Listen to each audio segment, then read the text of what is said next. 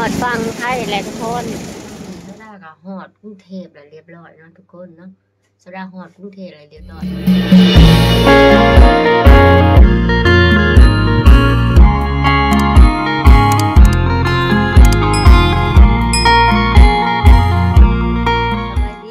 สบายดีพ่อแม่พี่น้องเบิร์ดจุกูจุกคนเนาะยินดีต้อนรับเข้าสู่ช่องพูดระดาสาวลาวคือเก่าพี่น้องมื้อนี้สดาสิขามไปฟังไทยเนาะทุกคนเนาะน้าวสดามาแบบว่าขึ้นรถด้วยซานมากับฝนตกเนาะสดาก็เริ่มบริถ่ายให้พี่น้องเบิ่งเนาะสดาก็ฝนมันตกนะทุกคนมันบ่สะดวกถ่ายเนาะแต่ว่าสดาก็มาฮอดด่านเลยเนาะสดากำลังสิขามไปฟังคุณเนาะขามไปเยี่ยมยามPPFC ฟังไทยเนาะทุกคนเนาะก็มีแต่ผู้สาวกับไปน้ำกันหลายคนอยู่เลยทุกคนเนาะเหมือนสดาออกมากับฝนตกเนาะเริ่มบริถ่ายให้เบิ่งตอนขึ้นรถมาจากบ้านเนาะทุกคนตอนนี้สดาอยู่ด่านสดาตามบ้านเรียบร้อยเนาะยังอยู่ด่านแต่ว่าสดากำลังสิขามไปทุกคนถาหมู่เนาะถาเพิ่นอยู่ยังจำบ้านเนาะผู้สาวกับถาขามเนาะไปน้ำกันเลยทุกคนนำคล้องหลายมือนี่ตัวอ้ายนี่เจ้าดากำลังลงยางมาหือเรือเนาะทุกคนนี่เนาะว้าวทุกคนแบบบริขามสะพานในทุกคนมาทางไกลบ้านเจ้าดานี่ขามเรือเนาะนี่เรือท้ายเพิ่นกับมาเจ้าดาจีขามเรือท้ายไปเนาะน้ำคลองกันหลายทุกคนว้าวน้ำคลองนะนี่ทุกคนบรรยากาศก็ดีมือนี้มันบ่ฮ้อนแดดเนาะเจ้าดามาเหมือนขามเรือจ้าลงเรือพี่น้องนี่อึบพี่เรือดิกันครูคนกันลายอยู่เนาะทุกคนเนาะ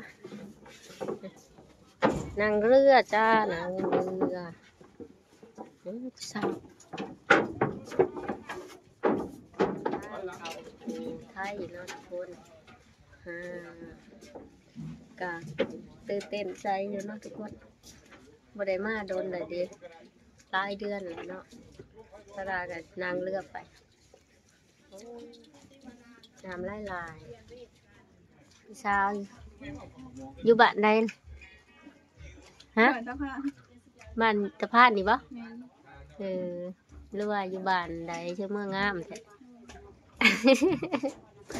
พี่สาวบรรยากาศเนาะบนเรือ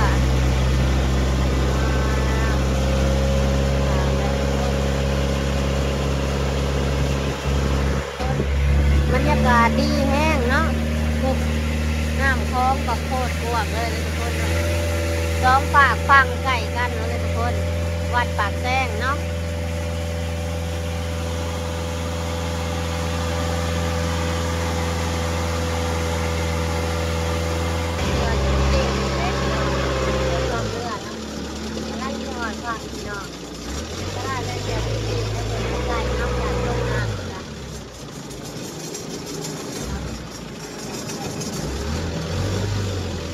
ฟังกันก็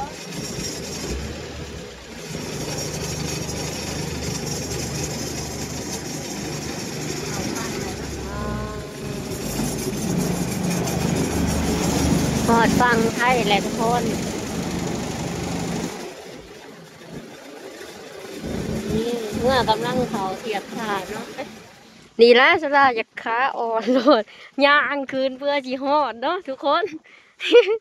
ย่างคืนท่านี่นะโอ้ยนี่แหละอยากให้ต้องนี่แหละพวกเพื่อจีคืนมาหอดเนาะหนามันกะลงแน่เลยเนาะเดี๋ยวนี้โอ้กระทั่งยังไงไม่ใหญ่โอ้ตลาดก็คือรถทั่วอะไรทุกคนเพื่อจีหอดกับมืออื่นเช่าหมดเลยทุกคนเนาะว่าชินั่งเครื่องบินกับบ่มีเงินจ้างเนาะทุกคนมันแพง2,000 กว่าบาทค่าเครื่องเนาะสดากับบ่มีเงินใช้จับพี่น้องเลยสดาเมารถชิหลอดอยู่บ่แบบนี้ทุกคนปกตินั่งรถบ่ค่อยเมาเนาะบัดมาหลอดนี่เมารถหักแตกเลยทุกคนเลยสบายดีพ่อแม่พี่น้องเนาะสบายดีตอนนี้เจ้าดาก็ฮอดกรุงเทพแล้วเรียบร้อยเนาะทุกคนเนาะ สดาฮอดกรุงเทพแล้วเรียบร้อยสดามาขออาศัยอยู่ห้องนำหมู่เนาะหมู่สดาเป็นคนลาวเนาะทุกคนเฮ็ดงานอยู่ไทยเนาะ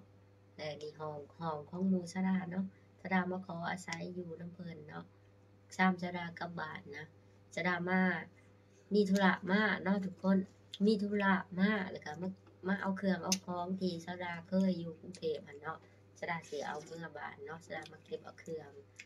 แต่ตอนนี้สดาก็ฮอดแล้วเนาะจะได้กำลังสิกินต้มมี่แล้วทุกคนกินแบบประหยัดเนาะกินแบบหรูหราก็บ่มีเงินเด้ทุกคนเนาะมาบ้านเพิ่นเดี๋ยวตอนชาวดามาขึ้นรถอะเนาะทุกคนชาวดาบ่ค่อยได้ถ่ายให้พี่น้องได้เบิ่งเนาะเพราะว่าชาวดานั่งรถทัวร์มันก็เมารถมันบ่ค่อยสะดวกถ่ายเนาะทุกคนเนาะ